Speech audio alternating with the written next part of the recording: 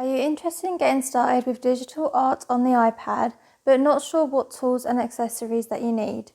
In this video, we'll go over the must-have accessories and tools that will help you create beautiful digital art. And if you're not already, consider subscribing to my channel to see more videos, as I'd love to have you stick around. But for now, let's jump into the video. First and foremost, you'll need an iPad. The iPad Pro is a great choice for digital art as it offers a larger screen and better performance overall. However, the regular iPads can also work well, especially for beginners. I actually started out with the iPad 6th generation and I used this for about a year before deciding to upgrade to the iPad Pro. I don't think you actually need to spend loads of money for a Pro version, especially starting as a beginner. So some of these older iPad models can probably be a better solution for you. Next is the drawing app called Procreate. This is definitely worth the money if you know you'll be drawing all the time. At the time of filming this app costs a one-time payment of $12.99 American dollars, but I'll put the conversions for the other countries on the screen here. The current version of Procreate isn't available on some older iPads though.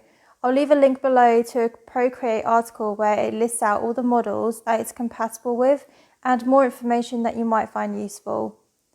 There are other drawing apps like Adobe Fresco or Sketchbook. Each app has its own unique features and interface, so it's worth looking into them and deciding which one works best for you. I haven't used any others myself though, so I can't really say whether they're good or not. For me, Procreate is great and I've used it for about 3 years now. Next, you'll need a stylus. The Apple Pencil is the best stylus for the iPads as it offers precision and pressure sensitivity.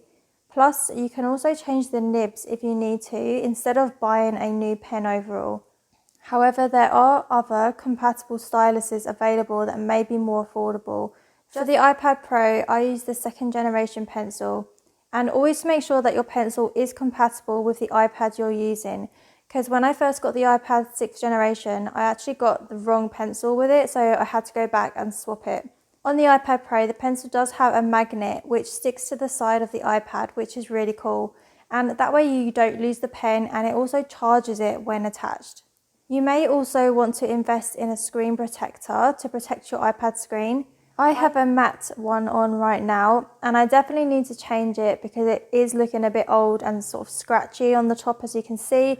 I actually got mine done in a shopping centre where they apply it for you. But a couple more things that you might want to get as extras are a case to protect your iPad. For my iPad 6th generation, I had a magnetic case which basically just protected the front screen and it connected to the side with a magnet. For the iPad Pro, I bought an actual case with a magnet bit on the end so that when you close it around the iPad, it holds together. And it also has a pen holder bit, which I always use.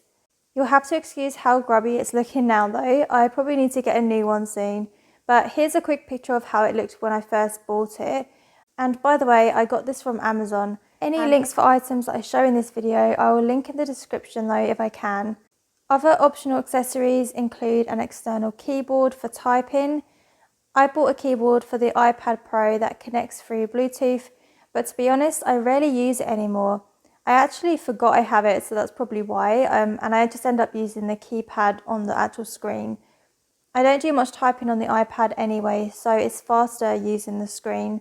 I also bought myself a keypad board for the 6th generation iPad as well. If you know you're going to do a lot of typing on the iPad, it may be more useful for you.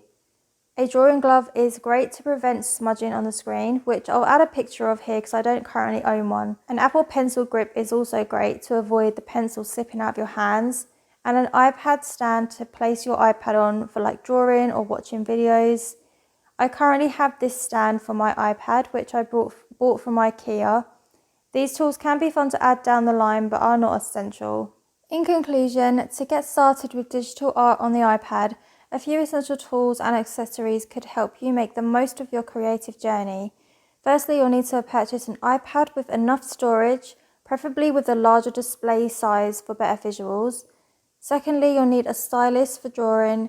And thirdly, you'll need to choose a reliable drawing app that suits your needs. Finally, consider some optional accessories like a screen protector, a pencil grip, or an iPad stand. With these tools and accessories, you can unlock your artistic potential and create an endless array of digital art on your iPad.